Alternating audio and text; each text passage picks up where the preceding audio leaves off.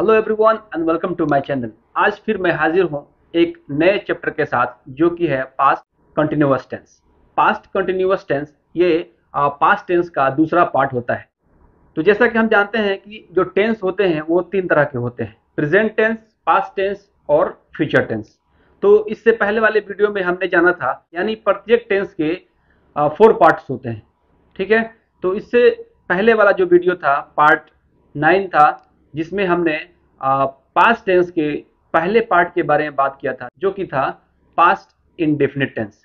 और आज इस वीडियो में हम बात करने वाले हैं पास्ट कंटिन्यूअस टेंस के बारे में, जो कि पास्ट टेंस का दूसरा पार्ट होता है।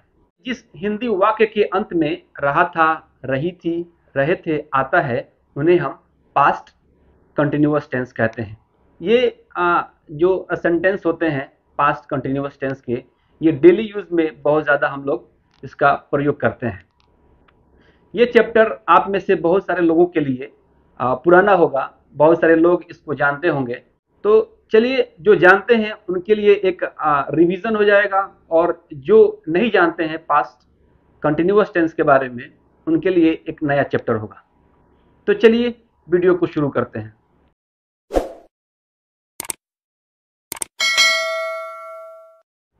Hello everyone and welcome to my YouTube channel English communication. जैसा कि वीडियो के शुरू में हमने जाना कि पास्ट टेंस क्या होता है और उनके कितने पार्ट्स होते हैं, तो हमने आपको बताया कि आज हम पास्ट टेंस के जो दूसरा पार्ट होता है पास्ट कंटिन्यूअस टेंस, उसके बारे में हम बात करने वाले हैं। तो चलिए हम पास्ट कंटिन्यूअस टेंस को समझते हैं। ठीक है, हम बात कर रहे हैं पास्ट कंटिन्यूअस टेंस के बारे में। ठीक है, वाक्यों की अगर पहचान की बात की जाए तो जिस वाक्य के अंत में रहा था, रहे थे, रही थी इत्यादि आता है, उन्हें पास्ट कंटिन्यूअस टेंस कहा जाता है। सबसे पहले हम बात कर रहे हैं अफर्मेटिव सेंटेंस के बारे में, यानी अफर्मेटिव जो कि पॉजिटिव सेंटेंस, जैसे कि वो जा रहा था, वो खा रहा था, वो सो रहा था, वो लिख रहा था, इस तरह के जो भी सेंटेंस आता है उन्हें हम पॉजिटिव सेंटेंस कहते हैं। और जो नेगेटिव सेंटेंस होते हैं, जैसे कि वो नहीं पढ़ रहा था, वो नहीं खा रहा था, ये नेगेटिव सेंटेंस होता है। और प्रश्नवाचक सेंटेंस को इंटरोगेटिव सेंटेंस कहते हैं। ठीक है, स्ट्रक्चर की बात की जाए तो जो पास्ट कंटिन्यूअस टेंस का स्ट्रक्चर है उसे हम कैसे बनाते हैं। सबसे पहले हम लोग सब्जेक्ट लिखते हैं। सब्जेक्ट जैसा कि आप जान सकते हैं I, we, you, he, she, it और दे या कोई नाम। ठीक है, उसके बाद वाज या वर का प्रयोग हम लोग करते हैं। ठीक है, ये अकॉर्डिंग टू सब्जेक्ट हम लोग यूज करेंगे। आगे इसको हम समझते हैं कि कहाँ पे हम लोग वाज का प्रयोग करेंगे और कहाँ पे वर का प्रयोग करेंगे। उसके बाद वर्ब के साथ आईएनजी का यूज करते हैं। ठीक है, उसके बाद ऑब्जेक्ट आता है, जैसे यू, वी, दे। ठीक है, इनके साथ यानी प्लूरल के साथ हम लोग वर का यूज करते हैं। आई, ही, शी, इट और नाम यानी सिंगुलर के साथ वाज का प्रयोग करते हैं। जैसे कल मैं बाजार जा रहा था। यस्टरडे यानी बीते हुए कल के बारे में हम बात कर रहे हैं। ठीक है, बीते हुए कल को यस्टरडे कहा जाता है और आने वाले कल को टुमारो कहा जाता है। तो हम पास्ट टेंस के बारे में बात कर रहे हैं, तो ऑलरेडी हम जानते हैं कि पास्ट टेंस यानी जो काम पहले खत्म हो चुका है। ठीक है, तो उसके बारे में हम बात कर रहे हैं। Yesterday I was going to market. तो जैसा कि स्ट्रक्चर में आपने समझा, आई के साथ वाज का प्रयोग करते हैं। और गो क्या होता है, ये वर्ब का फर्स्ट फॉर्म होता है, इसके साथ हम लोगों ने आईएनजी ऐड किया है। ठीक है, तो क्या हो जाएगा, गोइंग। ठीक है, I was going to market. वे लोग फुटबॉल खेल रहे थे, तो इसका इंग्लिश हम बनाएंगे दे वर प्लेइंग फुटबॉल। ठीक है, तो ये हमारा क्या हो जाएगा, सब्जेक्ट। और जो भी यू, वी और दे या प्लूरल के साथ हम लोग वर का प्रयोग करते हैं। तो यहाँ पे स्ट्रक्चर के अनुसार हम लोगों ने यूज किया वर का। ठीक है, प्ले होता है वर्ब का फर्स्ट फॉर्म, उसके साथ हम लोगों ने आईएनजी यूज किया। ठीक है, तो क्या हो जाएगा, प्लेइंग, और ये हो जाएगा ऑब्जेक्ट। ठीक है, वे लोग फुटबॉल खेल रहे थे, दे वर प्लेइंग फुटबॉल। तुम सो रहे थे, यू वर स्लीपिंग। ठीक है, ये सब्जेक्ट। और सब्जेक्ट के साथ जैसे कि यू है तो इसके साथ हम लोग वर का प्रयोग करेंगे, और ये हमारा हो जाएगा वर्ब का फर्स्ट फॉर्म स्लीप। उसमें हम लोगों ने आईएनजी ऐड किया हुआ, तो क्या हो जाएगा, स्लीपिंग। You were sleeping. ठीक है। साहिल स्कूल जा रहा था, साहिल वाज गोइंग टू स्कूल। तो ये साहिल क्या है, कोई नाम है। ठीक है। तो नाम के साथ हम लोग, एक नाम के साथ हम लोग वाज का प्रयोग करेंगे। अगर यही दो नाम आ जाता है, ठीक है, जैसे कि मोहन एंड सोहन स्कूल जा रहे थे, तो वहां पे हम लोग वर का यूज करेंगे, वाज का यूज नहीं करेंगे। ठीक है। इसलिए कि एक से अगर ज्यादा संख्या है तो वो क्या होता है, वो प्लुरल हो जाता है, और यानी एक है तो वो सिंगुलर होता है। ठीक है, यानी एक वचन होता है। तो ये ध्यान में रखना है। एक और हम लोग देखते हैं सेंटेंस, वह दिल्ली से आ रहा था। तो यहाँ पे हम लोग ही का यूज किए हैं, ही वाज क्यों लगेगा, क्योंकि ये एक वचन है यानी सिंगुलर है। He was coming from Delhi. ठीक है। कम होता है वर्ब का फर्स्ट फॉर्म, तो यहाँ पे हम लोग फर्स्ट फॉर्म के साथ आईएनजी ऐड किए हुए हैं, तो क्या हो जाएगा, कमिंग। ठीक है। He was coming from Delhi. इस तरह से आप और भी बहुत सारा सेंटेंस इस स्ट्रक्चर पे बना सकते हैं। ये बहुत ही कॉमन सेंटेंस होता है जो डेली बेस पे ज़्यादा इसका यूज़ किया जाता है। पास्ट इंडेफिनिट जो है वो थोड़ा सा डिफिकल्ट है, लेकिन उससे बहुत ही इजी है ये स्ट्रक्चर। इस पे आप बहुत सारा सेंटेंस बना सकते हैं। पहले हम लोगों ने अफर्मेटिव सेंटेंस यानी पॉजिटिव सेंटेंस देखा था। ठीक है। इसका निगेटिव सेंटेंस का जो स्ट्रक्चर होता है वो सबसे पहले हम लोग सब्जेक्ट यूज करते हैं, उसके बाद वाज या वर, जैसे कि हमने आपको बताया कि यू वी दे या किसी प्लुरल के साथ हम लोग वर का प्रयोग करते हैं, और आई यानी फर्स्ट पर्सन आई के साथ वाज का प्रयोग होता है, और ही शी इट या किसी नाम के साथ हम लोग वाज का प्रयोग करते हैं। उसके बाद नॉट का प्रयोग होता है। उसके बाद वर्ब वन के साथ हम लोग आईएनजी यूज करते हैं, उसके बाद से ऑब्जेक्ट। ठीक है। इसको एग्जांपल से हम लोग समझते हैं। कल मैं बाजार नहीं जा रहा था, तो ये हमारा नेगेटिव सेंटेंस हो गया। Yesterday I was not going to market. तो ये जो नॉट है, हम लोग नॉट का प्रयोग थर्ड नंबर पे किए हैं। पहले क्या है, ये आई है यानी सब्जेक्ट, उसके बाद वाज, उसके बाद नॉट का प्रयोग हुआ है। उसके बाद वर्ब का फर्स्ट फॉर्म है गो, उसके साथ हम लोगों ने आईएनजी यूज किया, गोइंग टू मार्केट। ये हमारा क्या है, ऑब्जेक्ट है। ठीक है। इसी तरह दूसरा एग्जांपल, वे लोग काम नहीं कर रहे थे, दे वर नॉट वर्किंग। ठीक है। ये सब्जेक्ट, ये वर्ब और नॉट का हम लोग प्रयोग किए। उसके बाद वर्क होता है वर्ब का फर्स्ट फॉर्म, में हम लोग आईएनजी जोड़ा, वर्किंग। ठीक है। दे वर नॉट वर्किंग। ठीक है। तुम कल दिल्ली नहीं जा रहे थे। ठीक है। Yesterday you were not going to Delhi. Sahil school नहीं जा रहा था। ठीक है। तो सबसे पहले सब्जेक्ट, और ये सिंगुलर है तो इसके साथ हम लोग वाज का प्रयोग करेंगे। उसके बाद not, Sahil was not going to school. ठीक है। बहुत ही सिंपल है, बहुत ही इजी है, आप आसानी से इसको बना सकते हैं। वह गीत नहीं गा रही थी। ठीक है।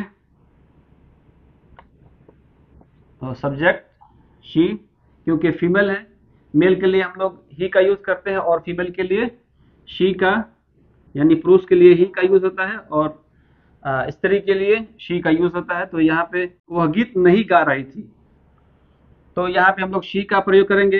कोई स्त्री है यानी फीमेल है, तो शी वाज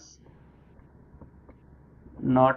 सिंग मीन्स होता है गाना, इसके साथ हम लोगों ने आईएनजी का यूज किया, सिंगिंग अ सॉन्ग। ठीक है। She was not singing a song, वह गाना नहीं गा रही थी। अब हम समझ रहे हैं इंटरोगेटिव। ठीक है। इंटरोगेटिव मीन्स प्रश्नवाचक, प्रश्नवाचक वाक्य। पहले सबसे पहले हम लोग वाज या वर का प्रयोग करते हैं। ठीक उसी तरह हम लोग वाज वहां पे लगाएंगे जो कि हम लोगों ने अफर्मेटिव में वाज का प्रयोग किया। ठीक उसी तरह जैसे हम लोगों ने अफर्मेटिव और नेगेटिव सेंटेंस में समझा कि वाज कहाँ प्रयोग करते हैं और वर कहाँ प्रयोग करते हैं।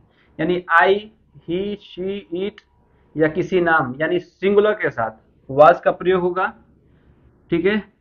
और जो भी यू वी दे या प्लूरल के साथ हम लोग वर का प्रयोग करेंगे, ठीक है।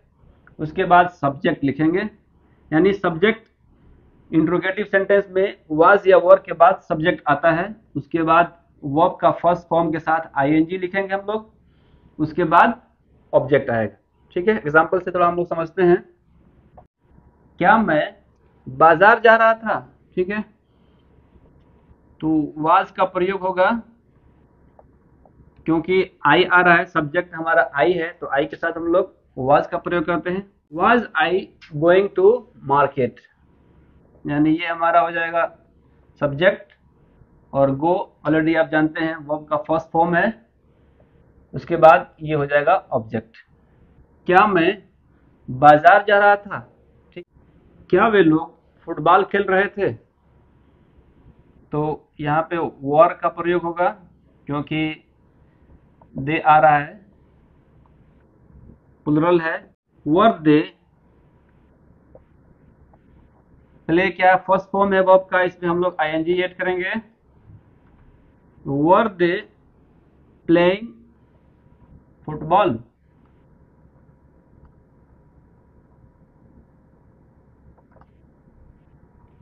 वर दे प्लेइंग फुटबॉल, क्या वे लोग फुटबॉल खेल रहे थे। क्या तुम पत्र लिख रहे थे, were you writing a letter, ठीक है।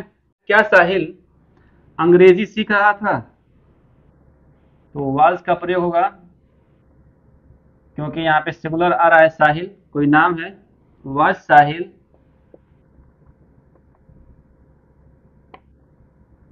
लर्न है, जो फर्स्ट फॉर्म है वर्ब का, उसके साथ हम लोगों ने आईएनजी ऐड किया। वाज साहिल लर्निंग इंग्लिश, क्या साहिल अंग्रेजी सीख रहा था। क्या वह गीत गा रहा था, तो यहाँ भी वाज का प्रयोग होगा, क्योंकि ही आ रहा है, सब्जेक्ट हमारा क्या है, ही है, और सब्जेक्ट के अनुसार ही वाज या वर हम लोग लगाते हैं। Was he singing a song, क्या वह गीत गा रहा था, ठीक है। ये हमारा हो गया इंटरोगेटिव सेंटेंस, ठीक है, यानी प्रश्नवाचक, इसमें प्रश्न हो रहा है।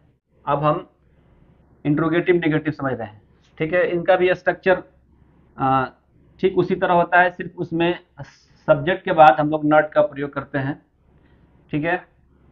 तो सबसे पहले वाज या वर अकॉर्डिंग टू सब्जेक्ट, यानी जो जो भी सब्जेक्ट है, सब्जेक्ट क्या है उसके अनुसार हम लोग वाज या वर का सबसे पहले प्रयोग करेंगे, ठीक है। उसके बाद सब्जेक्ट का प्रयोग करेंगे, उसके बाद नॉट का प्रयोग होगा, उसके बाद वर्ब वन के साथ हम लोग आईएनजी यूज करेंगे, उसके बाद ऑब्जेक्ट का प्रयोग करेंगे। क्या मैं बाजार नहीं जा रहा था, ठीक है। इससे पहले क्या था, इंट्रोगेटिव सेंटेंस में क्या मैं बाजार जा रहा था, अभी क्या है, क्या मैं बाजार नहीं जा रहा था। इस तरह के जो भी सेंटेंस होते हैं उन्हें हम इंट्रोगेटिव नेगेटिव कहते हैं, ठीक है। तो वाज का प्रयोग होगा, क्योंकि आई आ रहा है। Was I not going to market, क्या मैं बाजार नहीं जा रहा था। क्या वे लोग फिल्म नहीं देख रहे थे, इसका सेंटेंस आप बना सकते हैं। वर का प्रयोग होगा, क्योंकि दे आ रहा है, दे एक बहुवचन के लिए यूज होता है। Were they not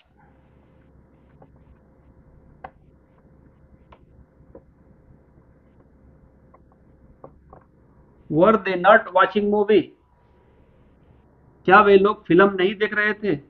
were they not watching movie, watch किसी भी दूर की चीजों को देखने का, जैसे टीवी देखना। तो वॉच क्या है, वर्ब का फर्स्ट फॉर्म है, इसमें हम लोगों ने आईएनजी ऐड किया, तो क्या हो गया, watching. Were they not watching movie, क्या वे लोग फिल्म नहीं देख रहे थे। क्या तुम स्कूल नहीं जा रहे थे। Were you not going to school, क्या साहिल क्रिकेट नहीं खेल रहा था। इससे पहले वाला सेंटेंस क्या था, कि क्या साहिल क्रिकेट खेल रहा था, इंट्रोगेटिव में। और इंट्रोगेटिव नेगेटिव में क्या साहिल क्रिकेट नहीं खेल रहा था, तो वाज साहिल प्लेइंग क्रिकेट, ये हो जाएगा इंट्रोगेटिव। और इसी में अगर नॉट का प्रयोग हो गया तो ये इंट्रोगेटिव नेगेटिव। क्या वह पत्र नहीं लिख रही थी? ठीक है, तो थी यानी कोई फीमेल के बारे में बात हो रहा है, तो क्या होगा, वाज क्यों प्रयोग होगा, क्योंकि यहाँ पे शी जो है सब्जेक्ट है, शी का यूज हो रहा है यहाँ पे।